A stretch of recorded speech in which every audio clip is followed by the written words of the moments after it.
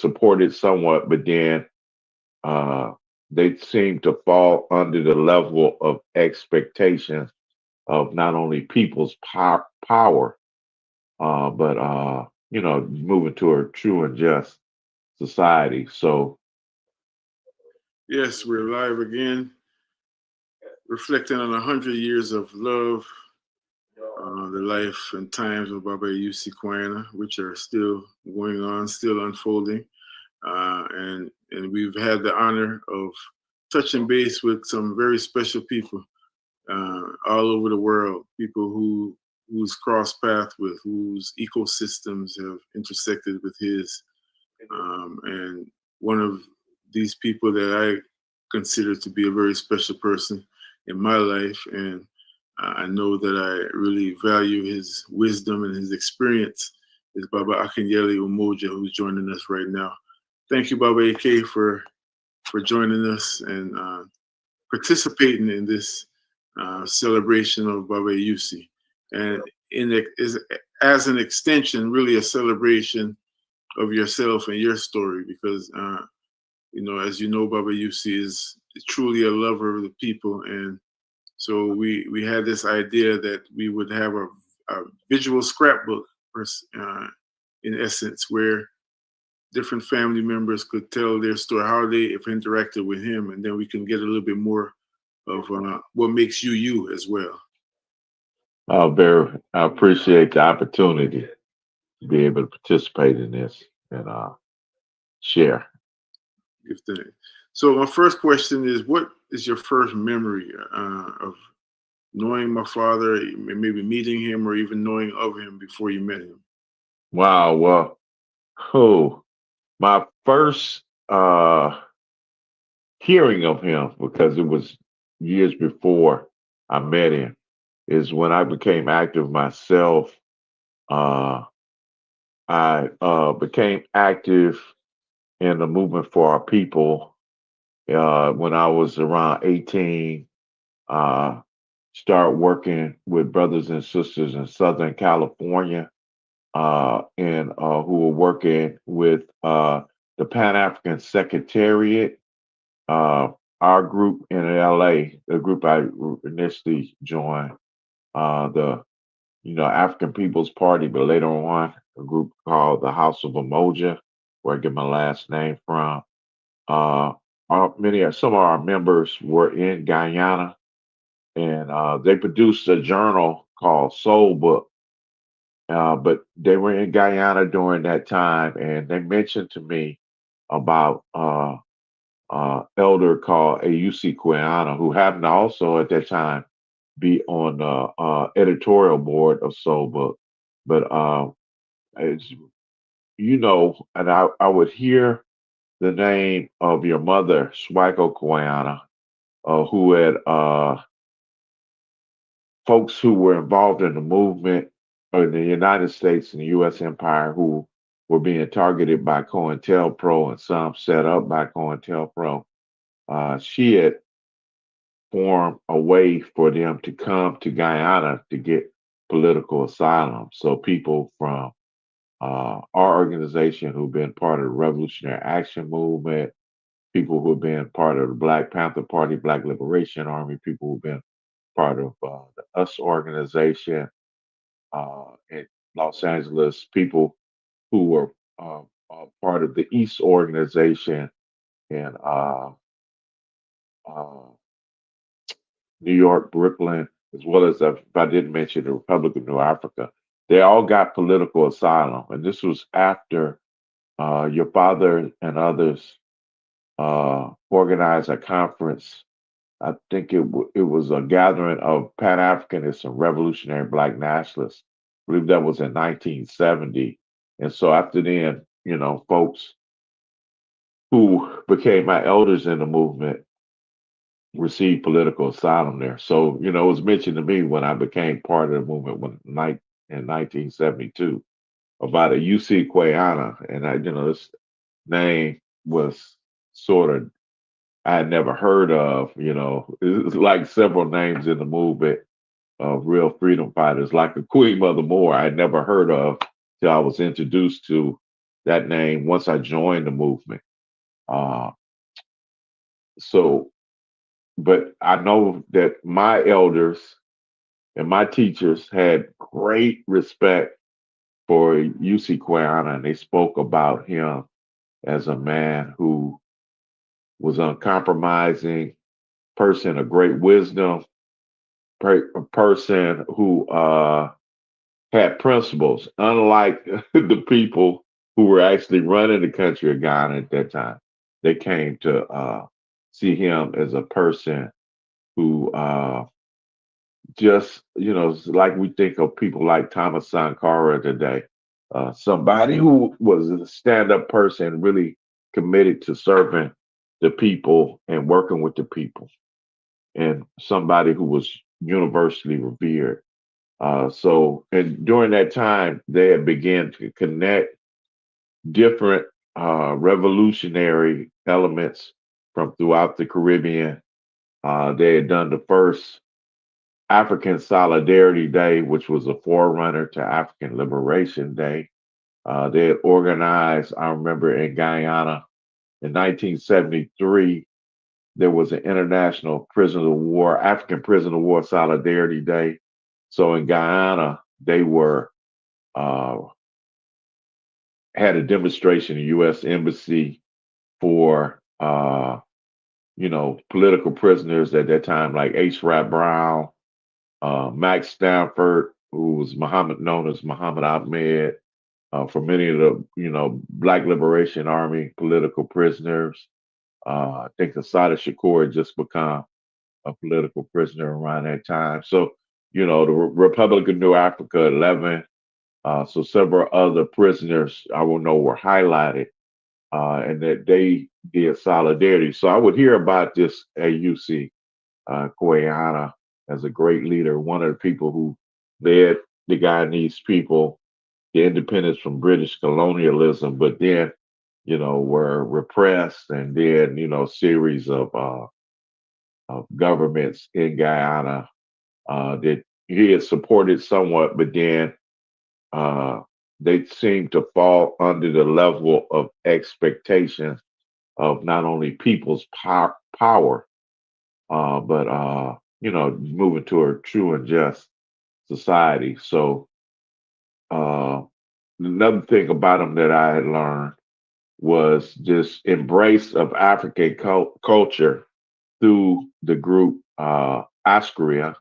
And I remember as some of my elders and teachers came back to the United States, like Mamadou Lumumba, Akinyele Umoja at that time, Shango Umoja, uh, uh, Solili and Darela, they would have Askria materials. So it would be things like instructing folks on the importance of us decolonizing through getting African names and things of that nature. So I could see that some of the cultural and decolonization of the mind framework, how Garvey said, emancipate yourself from mental slavery, Yes, sir.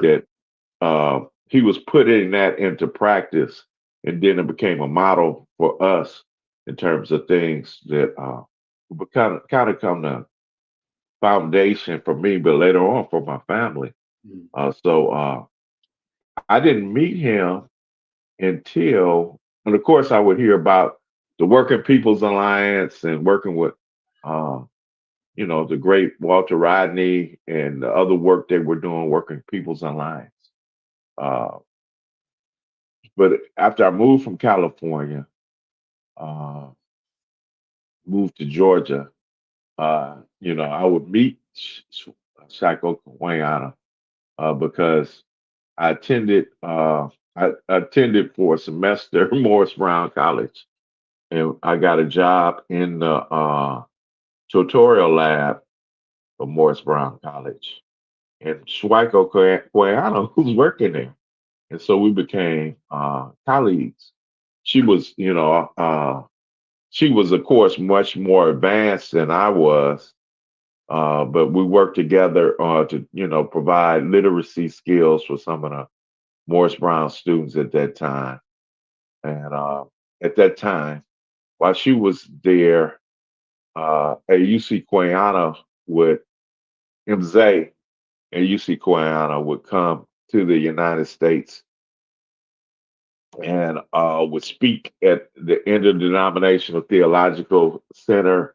That would be the first time I would hear him speak. I think at that time he was a member of the legislative body of in Guyana, representing the Working People's Alliance, if memory serves me correct. And so, not only did I hear him speak there, introduce myself, and let him know I was connected to the people who he had mentored, Mamadou, Zolili, and Adewole in particular. But we talked there, and then I was got an opportunity to come to the house. It was near Gresham Road in East Yes, Atlanta. yes. East Atlanta, Overview Drive. yeah. So I came and sat, and he schooled me. We talked for, I forgot how long we talked. It was a particular, maybe hours, True. asking him questions. Let me go back. Another thing that impressed me about your father was I remember, and I mentioned him being on the editorial board of Soul Book, and so he clearly supported the right to self-determination to our people in the United States. So it really kind of, to see a global leader of international significance take that stand, because a lot of people internationally would be kind of concerned about taking positions like supporting political prisoners or, all the way to supporting the right of self-determination for our people here. So we talked about some of those things. At that time, one of the things that impressed me when we were able to sit down at the house, near Gresham Road, was he telling me that it was important for us to be more flexible in our approaches here. That it was obvious that some of the views we had about having a revolution in an immediate sense was not going to be possible. So we had to position ourselves to be able to advocate for our people and to make sure we could survive in that period of time. So again, he was dropping some wisdom on me, and so it gave me a lot to digest, uh, because I guess during that period of time, I still was hoping that we could make a move that a revolutionary move at that period, and it just wasn't possible. And he could see that that it wasn't going to happen right then. That we had to prepare ourselves, to prepare our children, to prepare future generations, and to make sure that in that period we could survive, we could maintain our integrity, and things of that nature. Uh, so that's what I got from him. That's how I come to meet him. Not only know who he was, know who he is, rather, excuse me, but also to personally meet him and then be impacted by him at that particular moment. I've heard the story before about Morris Brown and your interaction with my mother, and I do remember. I mean, I was a little shorty then when you came to the house at Boulder View, because we moved from there 1986 to go out to San Diego. Yeah. 1986, 1987. Yeah, 86. Yeah. So, yeah, 86 at the most. Because we came over here, if I'm not mistaken, either 82 or 83. I know it was still the mystique, or not the mystique, I don't want to use that word, the dread, the environment of the Atlanta child murders and everything. Right. When we first Right. got here. Right. People were scared to go in the woods, and we were all told to look out for these cars and all this kind of stuff. That's fresh off the plane from Guyana. That's what we came into. But Baba, you've said so much already that deserves some rabbit hole digging. One thing in particular is I'm thinking about the younger people that will see this. You clearly, first of all, we're talking about Akinyele Umoja, so this is not just an ordinary mind. We may all have the potential, but this is somebody who's exercised the power of his mind over his years, and as a historian, as an art historian. So you have a historical mind, so you have an attention to detail. And it amazes me how much you were able to pick up in a time where there was no Google, in a time there was no that type of stuff. So my first question is, whatever is appropriate to share publicly, of course, like how did y'all get this information? How was this international solidarity happening in seemingly such an effective way? You know what I mean? Again, where ain't no Google, ain't no Signal, ain't no WhatsApp. How were y'all able to stay clear about what was happening? And stay, Well, like I say, stay well. I'll say stay sucker free, but that's part two because that's something different. That's a little bit about how you keep your ranks tight. But how did y'all? well, during those days, of course, we had people, like I said, they had gone to Guyana. And so when they were in Guyana, people would write letters. It would be stuff typed on a typewriter or handwritten. A lot of times the things I received were, or I was able to read because, being a shorty coming in the movement, they weren't coming directly to me, but they'd be sent to somebody who was a leader in the movement or a more responsible person in the movement.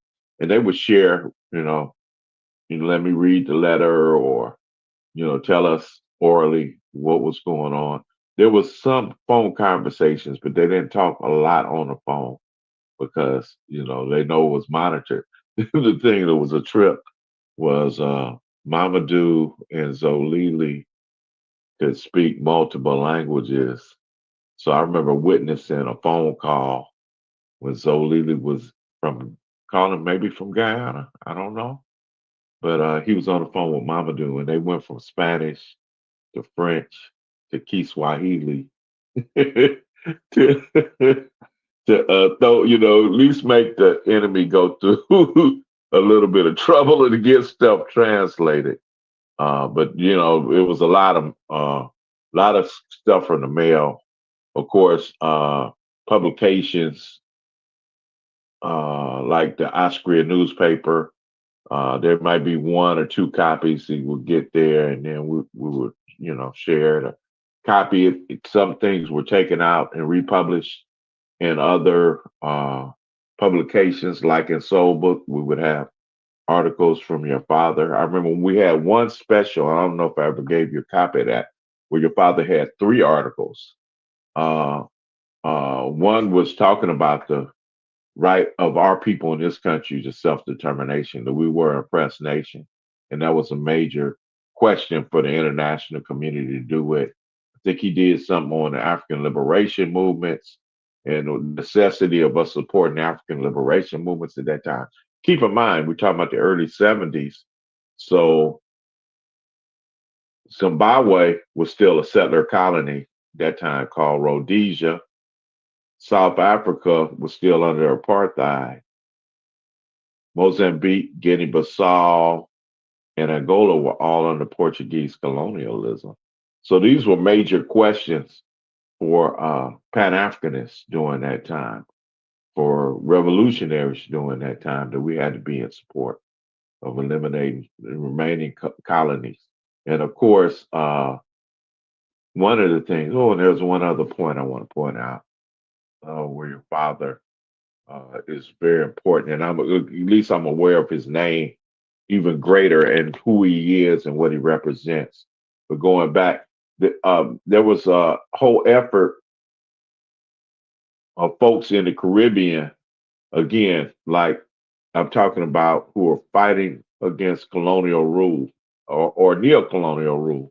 So, like that's how I found out during that time about Grenada.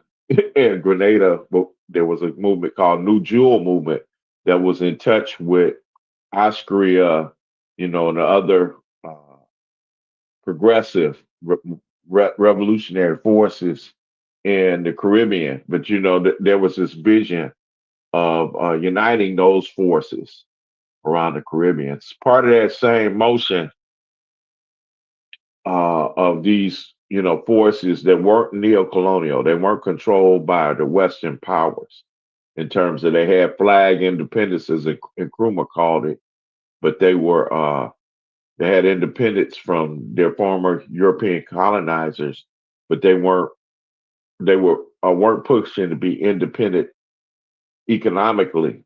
They weren't pushing to be independent from them intellectually and mentally, right? Mm-hmm. From the European powers. So some of those forces united and they were working together as we were moving in the 1974 for the Sixth Pan African Congress, right? Sixth Pan African Congress was, bring together Pan Africanists from around the globe. And the governments of the Caribbean, Guyana, Jamaica, Trinidad, all of those neo-colonial governments, they decided they were going to keep the people's organizations, the grassroots movements from attending that conference. And they were going to send governmental delegations.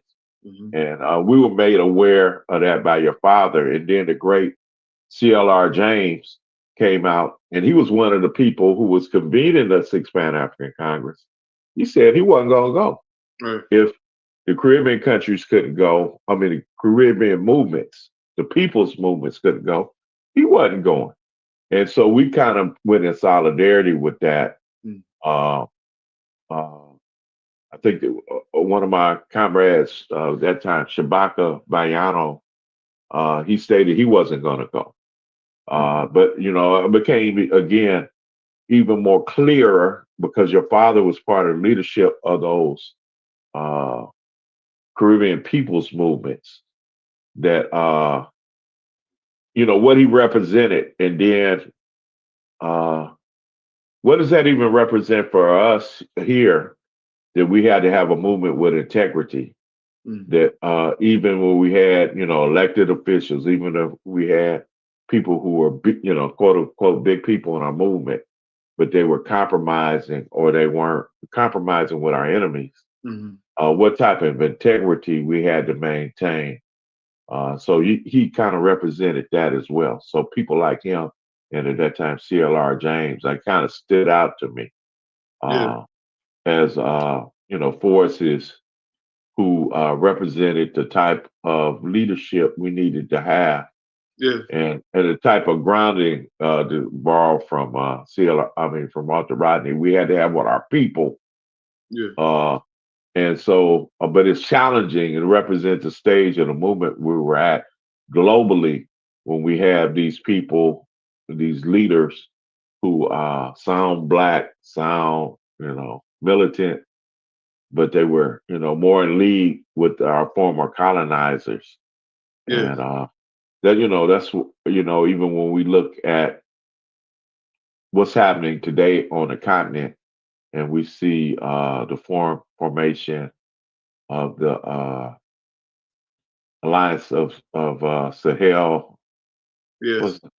What is it? Remind me of the alliance called Alliance of Sahel States. Is that what it's called? The Sahel States, yes. And so we hope that they represent that type of leadership that we were talking about. I appreciate their moving away from France. And trying to create something in unison together, but also talking about things like renaming the monuments. To take away in the streets, take away the colonial names, and then also take away French as a language. Period. So I think it's kind of moving in that motion, and we hope that amongst the leadership, it has that same commitment to the grassroots. Has that type of integrity, moving away from corruption. That again, your father and CLR James, and I would want to say, and your mom too. Because that's one thing from talking to your father. I didn't really understand the significance of your mother until I talked to your father. It's interesting. We were there to interview him, and he's telling us what she did and what she deserves credit for in terms of the movement of that period. And so, one of my big tasks I try to do with my teaching and some of my research is I uplift her name as well. True. And I remember you shared to me a story about her stand she took on your behalf, even in solidarity with you and Morris Brown when you were there. I didn't know you were there as a student, like a student teacher, I guess. I was a You student, were a but student. I guess recognizing my experience, Sister Bahati, uh, forgot Bahati's, Mildred McLean was Ah, her government name, yeah, but she yeah. was director of that tutorial center. And, Okay. she knew me from the movement, but she also knew that even though I didn't have a degree yet, Yeah, yeah. I had experience working with youth and True, true, with in education. So she gave me the opportunity to become a tutor. I said colleague, but your mother was on a higher level.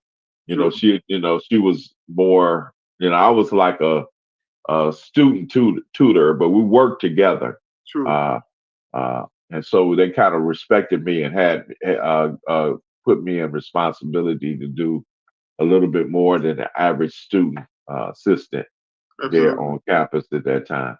Uh, absolutely. I haven't spoken about How about Mama McKinney? Was she there? McKinney? McKinney. And I remember Mama Shafia, who we just saw the other Shafia day. and Bali, I don't remember working there at that time, but Not at Morris Brown, but I remember. yeah, I'm just thinking of the elders that were around. I You remember know, the name McKinney, but I'm not. she ended up going back to uh, to Savannah because my mother also worked during that time in conjunction with American Friends Service Committee. Right, So right. that's, I so that's didn't know she worked with them as well. she worked. She didn't. I don't know if she worked with them in terms of like had a job there. She was a teacher, and she got she was one of, as you well know, she was wearing them African clothes at the time where it wasn't Right, chic in right, right, right, the right, Atlantic right. public school system in Fulton County. So she was at Bass, and she was at Lakeshore. She was at a few places in Morris Brown until they basically whitelisted her, and she I had didn't know she was doing. I didn't know she taught in Atlanta public schools. I taught there after then, okay. and I remember when I wore dashikis, the students that would think that was odd.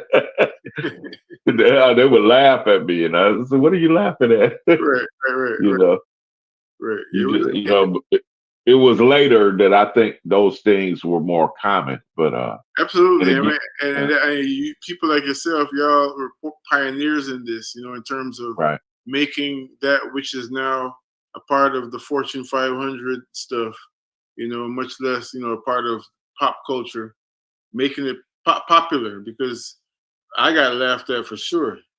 Yeah, We had school uniforms in Guyana, even in Guyana, we had school right. uniforms, and excuse me, and what my parents would do was get the material for the uniform, the colors, but have us dashikis made in these, Right, right, with the right, school uniform colors, and that was just thing. right, You wearing a right. dress, what you, so. But it's so many ways to go with this. I wanted to ask you. It was something that you said that just left my mind, but one of the things I love about speaking with you, Baba AK, is because uh, I know possibly I attribute it to at least a good part of it to your grounding. The school you came through, the political social school you came through. And I could say we came through similar school, even though of course you were my elder and generation before me, but we had similar teachers or teachings. And so as soon as we start talking, we cooking with gas. And had a question I was thinking of in my mind as you were talking, and then you mentioned two of the people in this picture that I wanted to bring up. And this picture was given to me on this series. When you check it out, I've raised this picture a few times with a few select people. Well, this picture was sent to me by Mama Asha Cambone Ah, of Trinidad. hmm. And in this picture, and there was a little controversy about the date. But actually, a person who I know you know very well, Baba Ako Matoto, Uh-huh. he called me the other day to correct himself because on video he said it was a certain date. they were placing it around 1972. And then they said maybe it was 1970, late 1972, early 1973. But this was a preparation meeting for the Sixth Pan-African Congress. And I'm literally, as you was talking, and I was thinking about it, and I said, let me just pull this up real quick. So I put it on the screen. But so that's my father with his back to us. Next to him is Bobby Clark from Barbados, who just made his transition recently. Next to him is Maurice Bishop from Grenada. Next to him is Tim Hector from Antigua. Next to him is Kafra Kamboon. And let me make this picture smaller because one of the people is not being shown. Kafra Kamboon from Trinidad. And next to him is Makanda Daga, also from Trinidad, from the National Joint Action Committee. NJAC. NJAC. And then next to him, let me make this picture a little smaller so he can be seen. Next to him is a man, they say his name is Brother Stevenson, who was representing CLR James, who couldn't make the meeting. So again, you just steady blowing my mind because as one of your colleagues, Baba James Smalls say, history erases the mystery. So even when we looking at things from a mystical level, on a spiritual level or whatever, there's something there. There's something that history informs and all of that, where we can connect the dots. So it's always intriguing to me to see, well, what was happening on this side as I was closer, even though young in age. I mean, when this meeting was happening, I was newborn. I know the first time I traveled was with my father. I went to Trinidad to one of those meetings. So, and because NJAC had started to infuse the Calypsonian sound with the movement. They were known to have been very progressive in terms of their understanding of the culture of the people that they were serving, and infusing culture deeply into the political action. You know what I mean? As I know movements over here, such as the Black Panther Party and others, did the same. I'm hearing now through the grapevine about certain artists who were really endeared to the Black Power movement. Certain popular artists, who would give up their time and sing, come and sing and juke joints and everything to people like Billy Paul. Aretha Franklin. Of course, Nina Simone.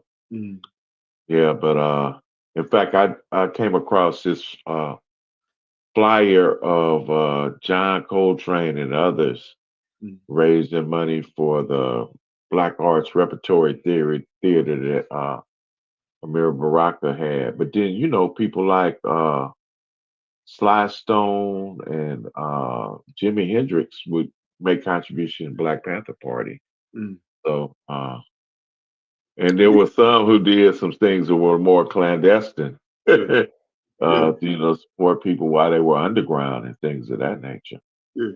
So these stories need to be told to preceding generations who may not know that there's a space for them, even from there's a space for everybody in the movement for liberation. Once there's a certain understanding and you don't cross certain lines, there's a space. Everybody ain't got to be carrying a gun or wearing a beretta or a beret and all of them things. There's room for everyone.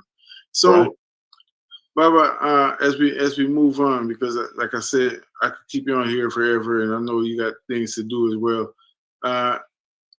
I remember you mentioning something about a statement. I was reflecting on the fact that my father's birthday, April 4th, is the same day as the assassination of Dr. King. And when you mentioned Askria and some of the stuff that I was hearing, do you recall what you told me about the statement that he made at the time of Dr. King's assassination?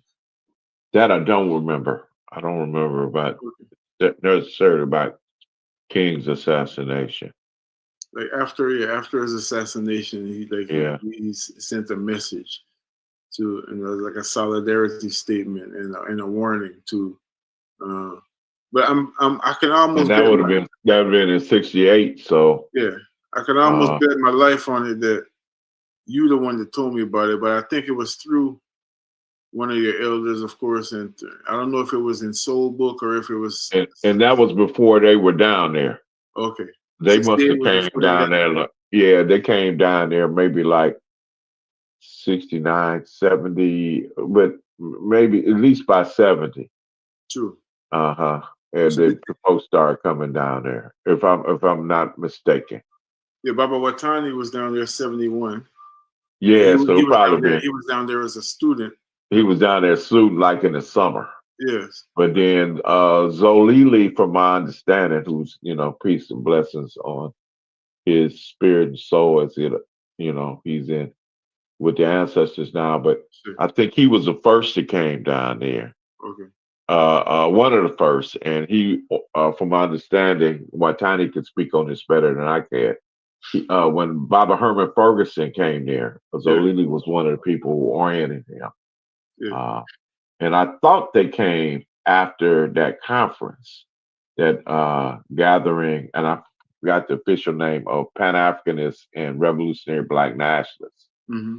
In fact, did I ever send you Baba Askia Toure did a report in the journal Black Poetry on that conference and No, his I've visit never to seen Ghana? it. I'll copy it and I'll send it to you. I It was appreciate in the journal Black Poetry, and so he does a report from there. Okay. As a part of that particular journal that talked about several things, and a lot of folks were there during that conference. That's one of the things in our scholarship I think that's missing in looking at that period. Mm-hmm. Like a lot of people jump straight to ALD, African Liberation Day, not looking at that conference is where it was promoted that we would do support the May 25th African Solidarity Day. And got in Georgetown, Guyana, and a few other places in the Americas, it was first done in '71, I believe, and then the following year in '72. Folks in the United States just did the African Liberation Day, but they kind of disregarded the foundation that had already been created at that particular conference. And again, it was a little controversy about that during that time because not recognizing the foundation. And so I've been pointing that out to some of my colleagues in the field, just in terms of covering the dynamics of that. Of course, May 25th was first started by the Organization for African Unity, and so they were following that day. They did it in again in the Caribbean, and there were people who were part of that network in the United States. But some of the same folks disregarded what was happening in the Caribbean and just did it on their own. And I'm just wondering what was the potential if we could have kept that unity going between liberation forces in the Caribbean and liberations of forces in the United States. And I'm wondering also was it as just as it's very well documented what COINTELPRO did to really exasperate naturally occurring differences. Let's put it that way. Amongst COINTELPRO and then people's personal ambitions. all of that. So I'm just saying, COINTELPRO oftentimes played on that. Right. Thank you. So I'm just saying. So do you see that was some of the same factors that caused that chasm or prevented that momentum, as you said, from continuing in terms of right between the Caribbean and and throughout the Americas, because I think when the same one was in Georgetown, I think there was in Peru maybe that there was a African Solidarity Day event as well, because they were talking about similar to what Malcolm was talking about. If you unite at that time, the 100 million Africans, and I think it's more than that, in the Western Hemisphere, Malcolm said it was more powerful than an atomic bomb. If you had that unity going, and just think of the potential of people of African descent having coordinated activity. Like I said, Austria, when stuff was going on here with H. Rap Brown, they had a demonstration at the American Embassy down there. So if we had that type of solidarity going on, it'd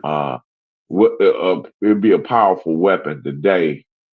Or during that period when things were hotter, if we could have kept that communication. So this not only FBI but possibly CIA could play on that, maybe the ambition of some just to take something and make it their own. We know that, looking at the Brzezinski documents that came out during the administration, let me see, was it Nixon? Or was it this? It was during a Republican administration, or maybe the first Bush. This document was released that really was concerned about the connection of Pan Africanists and Black nationalists, Black liberation forces here with internationally, right? And particularly when say like, I see you post the speech from Maurice Bishop when he's goes to New York and talks about the fear of an English-speaking country having a revolution and the impact that would have on us. They fear that type of development beginning to happen, and they should, because we would be more empowered if we had connections with our people around the globe, and particularly those of us here in the Western Hemisphere. They fear that type of connection. And one of the reasons that the Haitian Revolution was so feared, even going back beyond centuries before the period we're talking about, right? And I just thinking about what Marcus Garvey talked about in terms of when he talks about the whirlwind, right? And he talks about the descendants of enslaved people throughout the Americas coming together and fighting for our freedom and liberation. And let me see, I'll tell you, say exactly what Garvey said. I got it in a PowerPoint. I'm gonna talk to some students tomorrow about. But what does Garvey say? Man, I thought I had it right here, and I don't. Which means, now here it is. He said, "Look for me in the whirlwind or the storm. Look for me all around you. For with God's great grace, I will come and bring with me countless millions of Black slaves who died in America and the West Indies and millions in Africa to aid the fight for liberty, freedom, and life." So, they fear that. As you said, rightfully so. Rightfully so. They should fear it. You're right, because that's where our ultimate liberation will come from, that fight. True. And knowing that, then it makes sense. The inverse makes sense as well, that of why people like yourself have always pushed towards this functional unity. Learning. There's people that we've talked to even during this series that have said the same thing that you've said from different perspectives, from the Caribbean perspective. One of them is that, a lot of the movements from the Caribbean were self-compromised based on being stuck on some kind of an intellectual debate or ideological debate over who has the right line, who has the right Marxist line, et cetera, et cetera. You know what I mean? Right. Time and time again, this happens. And Grenada is a huge example of that, but it wasn't just Grenada. Right. So it's interesting and it's wonderful that we have people that are coming from that time that are still standing to tell us of those forms of potholes in the road, so to speak. So prayerfully we don't repeat them. You mentioned H. Rap Brown, and I know you and I have spoken.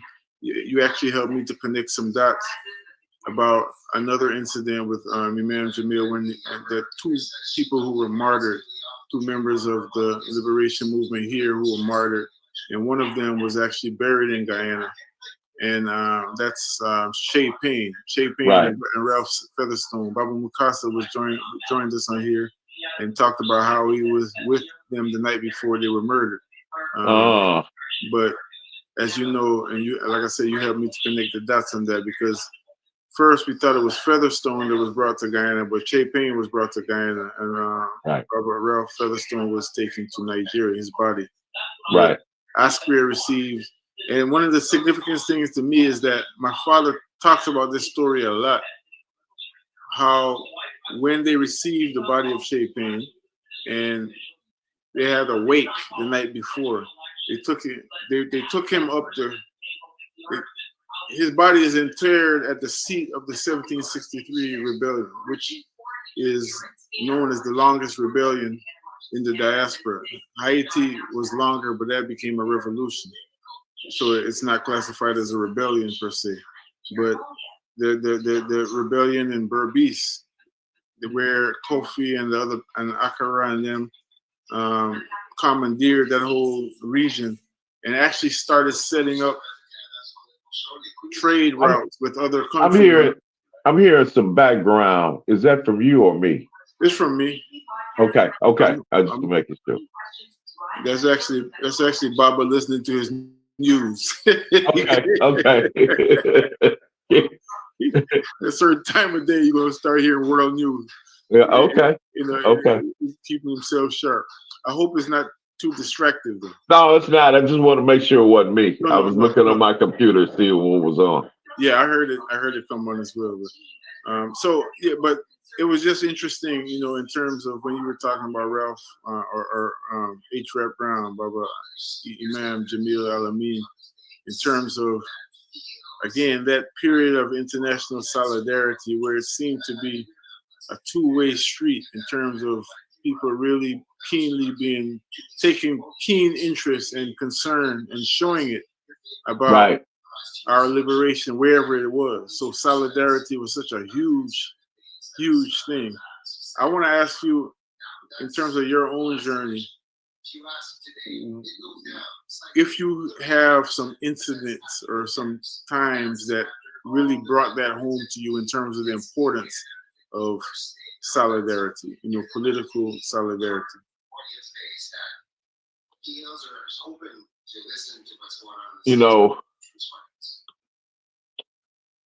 It's been several times actually, but one of the most important is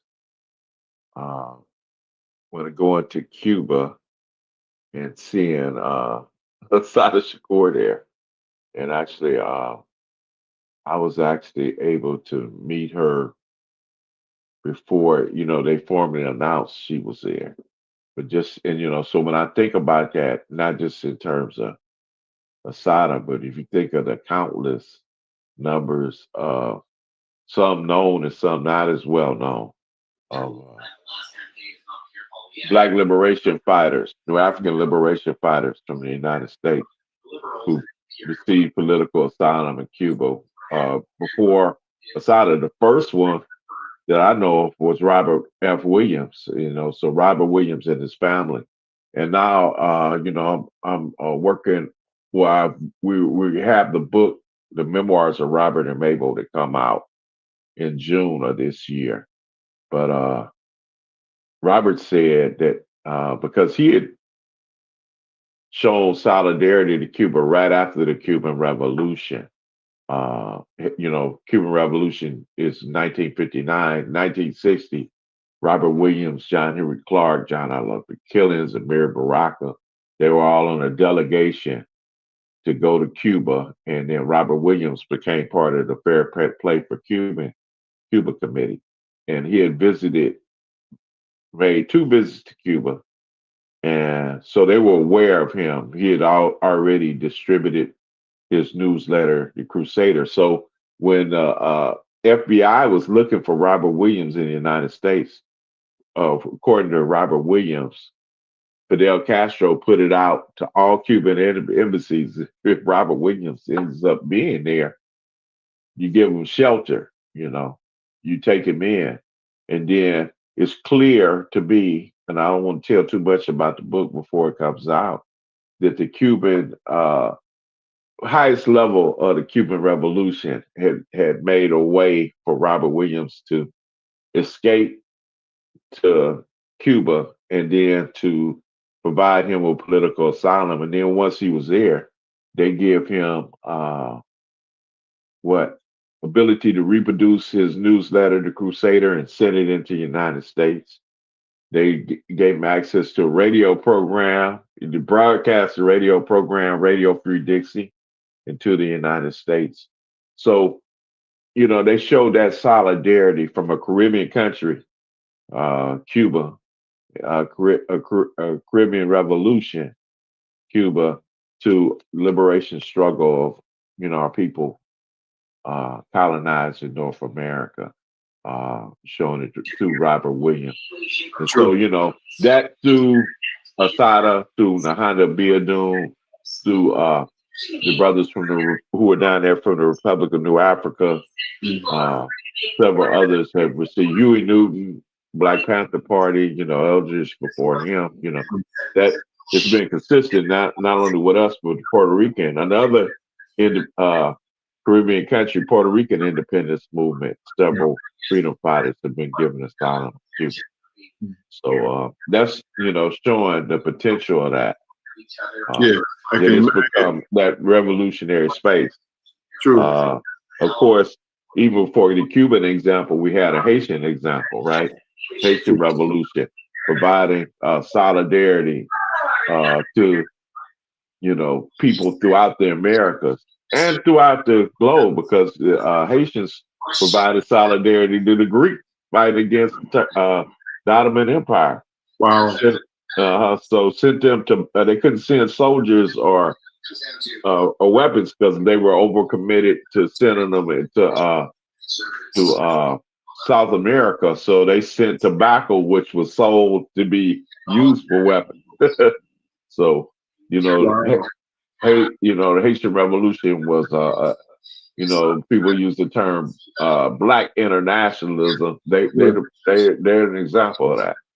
I didn't know that about them helping the Greeks. Yeah, they helped the Greeks against the Ottoman Empire. Wow. Yeah. We heard that, it was known that any person that was dodging persecution by colonizers was known that they would be free once they got to Haiti.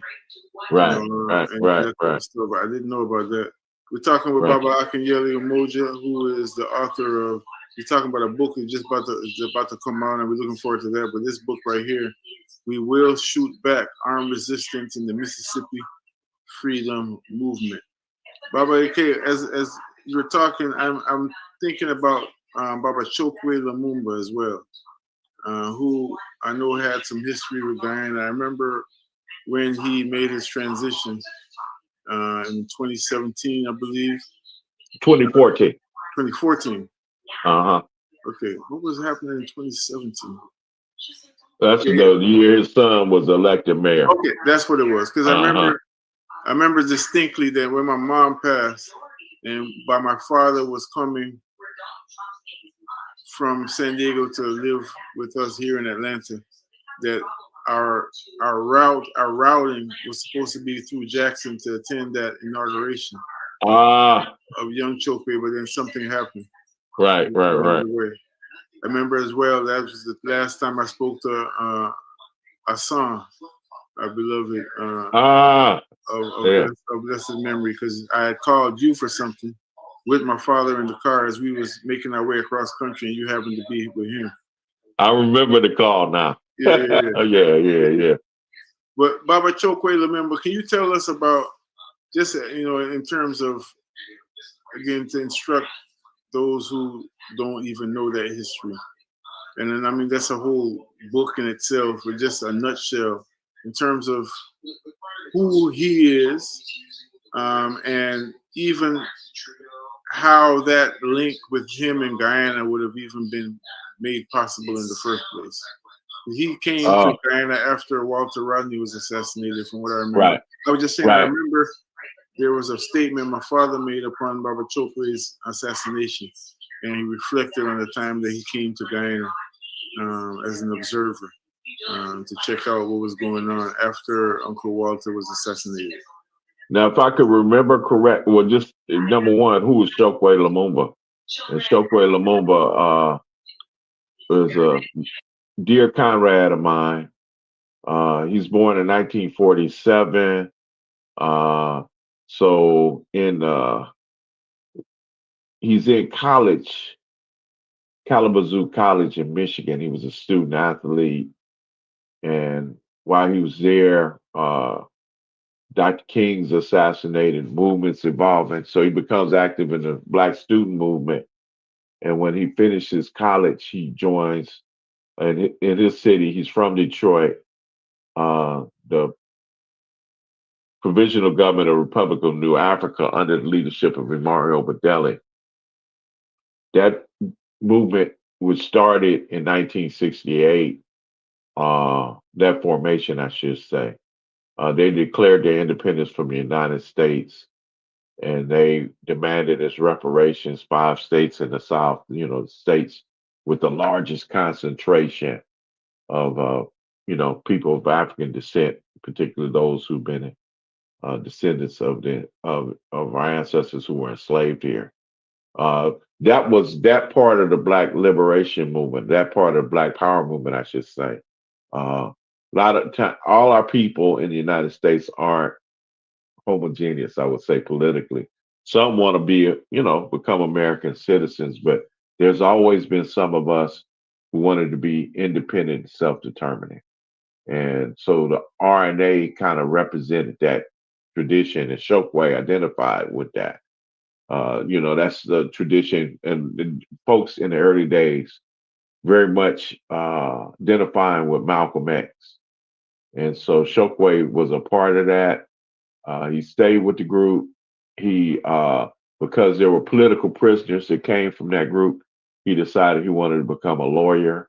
He finished law school, top of his class, Wayne State University, and he became one of the most important lawyers in our movement, but also a spokesperson, one of the most important spokespersons. And trying to remember the year in '80s, he and his family would move to Jackson, Mississippi. I think it's around '86. No, a little bit later. Around '89, he would move to Jackson, Mississippi, and he just began to organize him and his family in Jackson, Mississippi, uh, organizing against the mobilizations of the Ku Klux Klan. Being an advocate for workers' rights against police terrorism in our community, and it got to the point where people wanted him to represent him. They wanted him to run for office, and he first ran for city council. And as opposed to him running in the traditional way in his ward when he ran for city council, they formed what they call the People's Assembly. So they would determine it wouldn't just be him in the seat, the people would be in that seat, and they would help him to develop policy and things of that nature. He won overwhelmingly in a runoff he had, and I think it was on Malcolm X's birthday. He won the runoff, got 63% of the vote, was successful there, advocating for his people. People wanted him to run for mayor. He ran for mayor, runoff 58% of the vote. Uh, he won, and he began to implement policies. But he had an unfortunate death uh, in heart failure in 2014. Passed. But it's funny that the former white governor of Mississippi said that Chokwe had accomplished more in 1 year than any of the previous mayors of that city. But how did he get to Guyana? It was, we formed an organization after some of the repression on our movement, forces from the Provisional Government Republic of New Africa, the groups I mentioned before, the House of Umoja, the African People's Party, uh, former members of the Black Panther Party. We came together, and some of this was inspired by now our ancestor Matulu Shakur started to say that we needed to bring together different forces to, up these principles of self-determination, of fight for reparations, to build a people's movement, as we've been talking about. Uh, we needed to come together. This was like in early 1980s, and of course, there was a lot of repression still happening to our people, particularly after the liberation of Assata Shakur from Clinton State Prison in New Jersey. Where New African Liberation Forces and some white allies came and helped liberate Assata Shakur from Clinton State Prison in New Jersey. And so after that happened again, there's more repression on our people, our movements, and things of that nature. So uh, we need to have a organization and really communicate to our people what these forces were doing, and just to have a greater impact in our community than the movement was having at that particular moment, because we had been decimated to some degree from COINTELPRO. So we formed an organization later that now known as the New African People's Organization. Chokwe is a part of that. In the process of building the organization, we were outreach to uh, and from the People's Movement in Guyana, Working People's Alliance, that we needed to come and be a part of something. So we decided for Chokwe to represent us there. He went with a member of the May 19th Communist Organization. I forgot who that person was. I'm not sure if it was their leader, Sylvia Berardini. But they traveled to the Guyana, and primarily the contact came through some of us who had been, had the connection with, your father and others in Guyana from our experience there in the 1970s. So that's how he got there. In fact, it was people like, Akinyele Umoja, Mamadou Lumumba, who had even educated them about the significance of the Caribbean and Guyana, because, a lot of people are not tuned into that. I'm not sure. And Chokwe has been a person who was, one thing about Chokwe is very intelligent, but he's also was very humble. He listened. He had the principle we had in the House of Umoja: listen as much as you talk. And so he would listen and learn from everybody around him. And so we decided, it'd be important for a leader of his stature to represent us there and to go there. And then it would, how Malcolm talks about how travel educates you, by going and having that experience. I think it would even make him an even more powerful leader. And it did. So. Indeed. Yeah, thank you for sharing that, Baba Chokwe Lumumba. And I've had interviews with Baba Watani and others before that where they really explained how that process, the internal process of the organization, the protracted campaign. So it wasn't just like all of a sudden out of the blue, people who are New Africans and don't even really believe in the empire are now compromising themselves or something like that and participating in Democratic and Republican politics. But the whole thing of the campaign is just such a beautiful thing to be studied, Right. So where it went from the city council, as you said, to eventually being the mayor, and now his son is the mayor. Right. At the time, and under attack by the federal government. Yeah, and under attack by the federal government. And the Mississippi state government. Yeah, they're doing their thing to try to limit, destroy that vision. Yeah. So it's important to try to support him at this time too. Indeed. I wanted to ask you as well about the House of Umoja. Again, the truncated version. You've mentioned it several times. That's where you get your name from. But talk to us about the House of Umoja, what the history of it, and even how you got involved.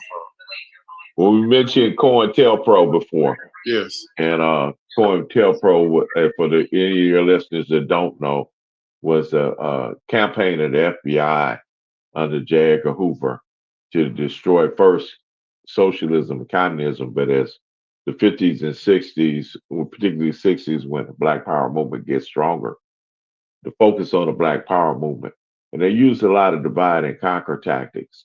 So there were some elders who saw the need to uh, create something that could withstand these divide and conquer tactics and have people who are lifelong committed to the struggle for our people. They wanted to look at African ways to deal with how do you maintain a group rather than, European ones. And so they looked at the secret society model, excuse me. They looked at not only the Mau Mau or the Kikuyu Land of Freedom Army is what it was called in Kenya, but they looked at just other resistance groups. In the United States tradition, they looked at the African Blood Brotherhood. They looked also at Masonic organizations, the lodges, things of that nature. So they created a organization to develop folks and keep them committed to the struggle. As a revolutionary nationalist Pan-Africanist secret society called the House of Umoja. And so you didn't just join by application or whatever. They was like the initiations that our secret societies have. You were initiated into this organization. And, maintained until we merged into the African People's Party, not African People's Party, until the new African People's Organization. So primarily operating in Northern and Southern California, but also in the DC area, it was able to recruit people, train them. And many of us, to this day are still committed to struggle of our people. I see. And as you indicated earlier, the name Mamadou is one that was a household name as I was coming up. And later on, even we was not the House of Umoja, but I saw the brother what's his name, Lumumba Bandele the other day at the celebration of Baba Eusi Kwayana, and I reminded him about G2 Baba Eusi as well. Right. My mother always gave me this joke about like when I met him in Guyana. I was a little smart mouth little boy, asking like, "Where you G2? Where's G3?" That's funny. That's funny. But it was just, it's again, I mean, time and time again, it's just amazing how in my country, just like in other places in the world, like you mentioned, Cuba, who has had a much longer, and of course, from the governmental perspective, a far more consistent, consistent in terms of integrity and principle and all that, record of solidarity with African people and revolutionaries all over the world. Right. I finally had the opportunity to go to Cuba the other day in support of one of the offspring of Baba Metahochi, of blessed memory. And I just remember when I was landing, it's just a prayer came up in my heart, like to really thank the people of Cuba for their collective sacrifice, because they have sacrificed a lot so that the revolution could help people all over the world, and I don't think a lot of people really realize that, because we just get caught in this one small aspect of analysis of Cuba, whether it's looking at the revolution itself from the leadership perspective, or whether it's refuting some of the propaganda that is spread by white Cubans, which I'm recently finding out, even in terms of my personal journey in the Yoruba spiritual tradition, that they've had a part in the divisiveness, even in that tradition. You know what I mean? And a lot of the white Cubans from, you know. So I'm saying oftentimes we don't think about the people of Cuba who have paid a price, and they ain't paid a price because of bad governance. They paid a price because of the empire and the blockade that the empire has put on that country based on the reality of the revolution, you know? Right. And to me, it's very important to articulate that, you know, because we, especially in the time of Google and 150 characters scholarship, you know, we can make a lot of lazy analysis and make a lot of sweeping generalizations that are so ahistorical and therefore not at all complementary to our liberation movement. Let's put it that way. You know, so it's very important. So I really appreciate the time you're taking with us today. I'm not going to keep you much longer. Just as we seal up, I wanted to ask you a few more questions. One, going back to Baba Eusi, in this time, again, as we're looking at a new stage of movement, if for no other reason, based on a shifting landscape. I know this 2025 is different from when you came into the movement in 1972. Much less, you know what I mean? It's just so many things you got to look out for. What would you take from Baba Yusi's example that you would share with younger people, especially who are interested in pursuing their birthright for liberation? Are there some fundamental things that you can say, you can point to him as an example that people could possibly implement, or at least do some more research to check out to see how it fits in their own trajectories? I think it's so easy to get distracted. It's so easy to not make a life commitment to this struggle. So, how do you ground yourself? I think we have to interrogate even further in terms of how someone like Baba Eusi Kwayana, somebody like your mother, were able to maintain their commitment through their life. You know, it wasn't just a thing they did in college. Wasn't just a thing they did until when you know it's big and you know there are millions of people supporting it, but when it's uh, you might be isolated. How do you maintain your commitment to this thing? Uh, that's one of the things for me. I think it has to be more motivated by something that's spiritual. And I'm not talking about religious, but something where you see, you know, your life, your sense of your perspective, your sense of right and wrong, your perspective of justice, but your perspective of just how you should treat other human beings. Uh, I think they kind of represent that. You know, you speak to Kofi, you speak to certain things you remember, experiences you being around as a child growing up. How do we transmit this struggle to the next generation? Uh, but if you're not living it, they're not going to get it. So I think uh, I would say that, you know, for the next generation, if you want to be a long distance runner, like a UC Quayana, that you have to ground yourself. You have to live it. You have to be about it. You know, you have to think about it and constantly think. Because one of the things I got from your father too is you can't, you know, just even though you're grounding yourself, you can't just be comfortable and not re-examine and think and develop and continue to develop and grow. One thing that I got from your father being around him was he's somebody who's, you know, like I mentioned about Chokwe, he's listening. Making inquiry. So it's not like I'm fixed here.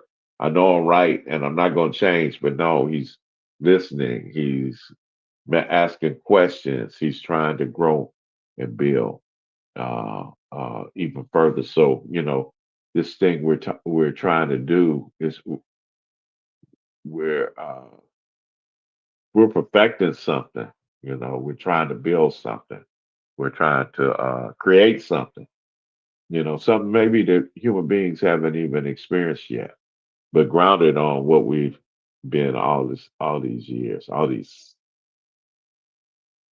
centuries, going back to the first human beings that were here. And so that's what I would say. I don't know if that's a simple if I made that clear, but basically to live this, Yeah, very live clear. this, yeah, Very to live clear. it. All right. It's like being in the classroom. I was telling your wife, my mom, and not the other day. I had been teaching for 15 years when I came to Quilombo, and I was a good teacher too. But I had high schoolers, so it didn't take a certain level of skill. They just felt my love, and I knew a little Yeah, bit of and English. I saw you teach then too, so I know what you're talking about because you had a good relationship with your students at Douglas High School. Yeah, but then I came to Quilombo and Shosho then taught me how to teach. You know what I mean? Right, right, When you can make it plain to your point, to what I get from your point, when you can make it plain to a 8, 9, 10-year old, right, right, that means you know it fundamentally. It's not just something that's in your head, right, and you're able to translate it. So living it, living it, as you say, living whatever it is that you're preaching, living whatever it is you're teaching right, is so key because people can feel it too. That's the right. other thing. The youth are not going to be fooled. There's all, and Bob Marley and Peter Tosh and Bunny Wailer them had a song called "You Can't Blame the Youth." You can't blame the youth. You teach the youth about Henry Morgan. You teach the youth about Christopher Columbus, and you say he was a very great man. So you can't blame the youth when they start picking up guns and robbing Right. one another. Just look at the models you already told them about. George Washington. And the list goes on. Right, Barack right. Obama, ask me about it. I mean, You be droning people. up and down the list. So Oh, youth are gonna see these contradictions, right, and that's gonna be more glaring than any profound philosophy you spewing out your mouth. right. Yeah, real talk. Baba AK, I thank you for being an example for myself as a young man, for being an example of that continuation of that legacy that people like one of my father's heroes is Paul Robeson. He'll tell you that straight up and down, that lineage, Right, right, that right, right, lineage of integrity, of integrity in so many ways, in terms of, as you just mentioned, putting ourselves in a space where we don't feel, not only you don't present yourself to be holier than thou and all this, but more importantly, always open to learn, knowing that the true teacher is always going to be a student, Mm. and then that's what makes people like yourself fresh with your analysis constantly, and why the youth keep looking to you. You know what I mean? because you see an elder, you see an OG, and you also see somebody who is not stuck in somewhere. Elders, once you've lived a certain type of life, there is that right that you have to just go off and do your whatever. But then there's people who stay committed in a way that is endearing to you and really empowers the next generation. And I would imagine that that's one of the tenets of this long distance journey, is to empower the next generation. Mentioned Queen Mother Moore earlier, as well as Walimu Julius Nyeri. I don't know who first uttered it, but I've seen it attributed to both of them. But they say that, if you have no successors, you're not successful, or you're not Right, successful until your successors are successful. right, right. I was reading the program the other day for Baba Bilal, and I'm on like the third and fourth page. It's already mind blowing.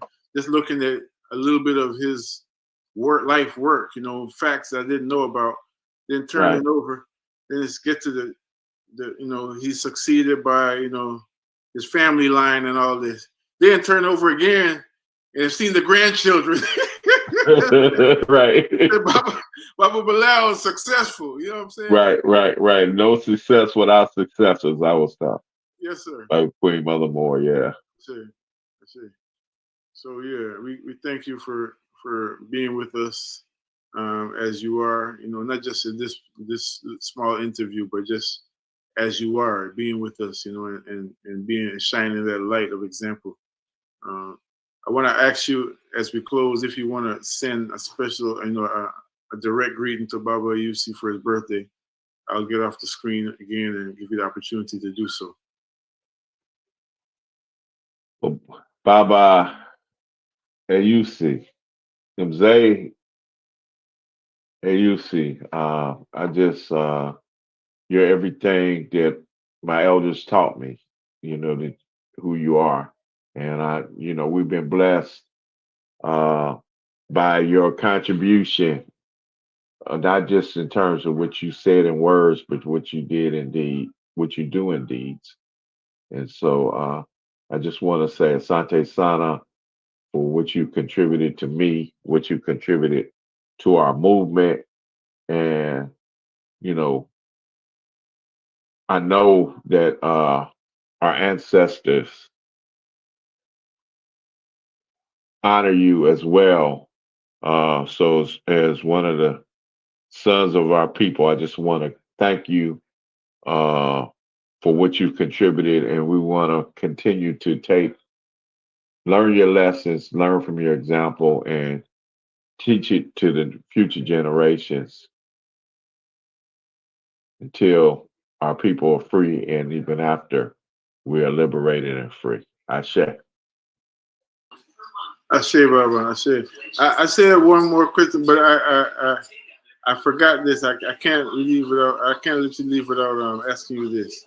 And again, this is a truncated version, of course. You mentioned about the spiritual aspect of struggle, and you made a clear distinction between that and the religious aspect. I want to ask you from your perspective, from your life, and I would love to interview you deeper about that because there's things that you shared with me along the time that are very intriguing to me. I'm definitely a spiritual person, and that helps to fuel my revolutionary activity. And I got it honest, I got it from my parents, even Right. though I don't think I hear my father or my mother mention the word religion maybe 10 times in life, or even spirit, but just how they lived. And after digging deeper into my own lineage, definitely my grandparents were all religious people. My father revealed to me that he was studying to be a priest. I Uh-huh. feel Yeah. they said the more he read the Bible, the less he was studying to be an Anglican priest. But Wow. as you see these tributes and everything, this documentary putting out, so many people talk about his spiritual nature, Right. and how he applied that. But talk to us a little bit just about in closing about what you mean when you say that there must be a spiritual aspect to the revolutionary process. Yep. You mentioned a couple of times Baba Metahochi, and Metahochi Zanu, he's the one that did this portrait that's behind me. He's one of the pioneers of the revival of African religious traditions here in the United States. What I mean by revival, it been suppressed so much, and we had certain memories of African religious traditions, but he along with people like Nana Denny Zulu, who helped revive the Kakan tradition, and Nana Surgeman out of Fume, who started Oyatunja Village, but kind of helped the revival of Yoruba traditions. Metahochi also, along with the Yoruba, with Vodun traditions, helped revive those practices here in the United States. But Metahochi, my spiritual teacher, he would say if you had a true Muslim, a true Christian, a true uh, worshiper of African rights, if you looked at how they behave, you shouldn't be able to determine the difference. And so, in other words, he said there was something beyond these institutionalized religious forms in terms of how people lived, how people related to other human beings, how we relate to the environment. If you really true to those religions, you know, there's something in common. There's a common thread between all of them. Uh, I I I was speaking about Malcolm X recently too, and I quoted him because people were emphasizing his trip to Mecca.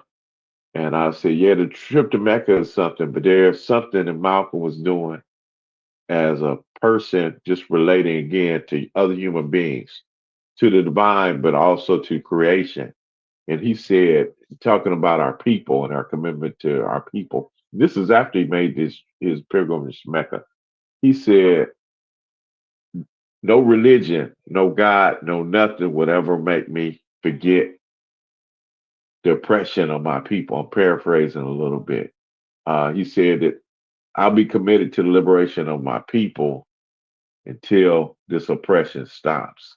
So it's something, his relationship to our people goes beyond even the religion he had chosen. So to me, there's something that goes beyond, uh, goes to the root of how we behave, how we live, what we actually do that goes beyond even, because a lot of people do stuff in their church or whatever, but how you live every day, how you treat your children, how you treat your loved ones, how you treat your neighbors. Uh, your religion can inform that, but that's your real spirituality. That's the real essence of who you are as a human being. And so that's the distinction I make when I talk about your father. I don't. He's never talked to me about a particular religion, but it's the way he lives. We can look at what he does. Same goes for your mother. We can look at what she did. Uh, so that's. I hope that's not rambling, but that's what I mean by spirit. Uh, No, and no, not so at all. no matter what book you subscribe to or use, but I'm really looking at in Ifa it says that character is all that's requisite. It's, that determines everything. Your character, and Balanced so character, yeah. yeah, yeah, And yes, even in terms of what it takes to be a revolutionary in this time, it's funny because when I first really started studying Ifa in a deliberate way, instead uh-huh, of just soaking in all those retentions that have been around me all my life, uh-huh, one of the first things they talk about is Iwa Puele, like you say, right, and it was explained to me that Iwa Puele is often mistranslated as good right, character. right, But right, what it is balanced character. And the right, difference right, is right, right, the difference is sometimes the practicing of Iwapwele will will require that one does something that may seem off key, uh-huh, but is necessary to maintain balance. right, So right, for right, right, instance, when our Haitian ancestors, you know, or so many others through the history up to now, when liberators are on the battlefield and they got to bust their gun, it's not something that would say, well, this is something that people are. No, they say no one hates war like the warrior. uh-huh.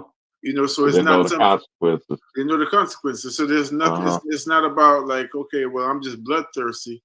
Right. Or it could be something simpler. Let's say you're not on that type of battlefield, but if you might be a person that tends to be a pushover, you standing up and cussing somebody out to get them off your back, Right. to exercise your ashe that you're learning to stand up because somebody can't ride the back unless it's bent. All of that is iwapele. Right. So Right. Right. Right. Right. Right. Right. it's the maintenance of balance. Right. Right. Not just Right. to be peace and love, everybody, and letting bombs fall on your neighborhood and all this kind of Right. stuff. That's not Right. necessarily that's not what's considered the best Well, character. another piece in it for me, Fi, is when you talk about balance.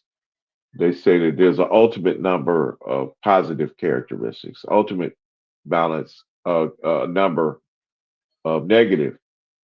No one has all the, nobody's 100% good, nobody's 100% bad. But with whatever balance you have, just one of the negative that's not checked, that's not balanced, can destroy everything. Mm, mm, mm, mm. It can destroy everything. So if say like if my negative characteristic is, you know, like you said, there's something in all of us that's gonna propel us to use force Mm-hmm. to defend ourselves. But if that becomes unbalanced in me, Mm-hmm. you know, that can tarnish not only me but my community, right? Yeah. And so yeah. So it's about, as you said, maintaining that balance, maintaining check. Even the story of Basar said, Mm, if you think about it,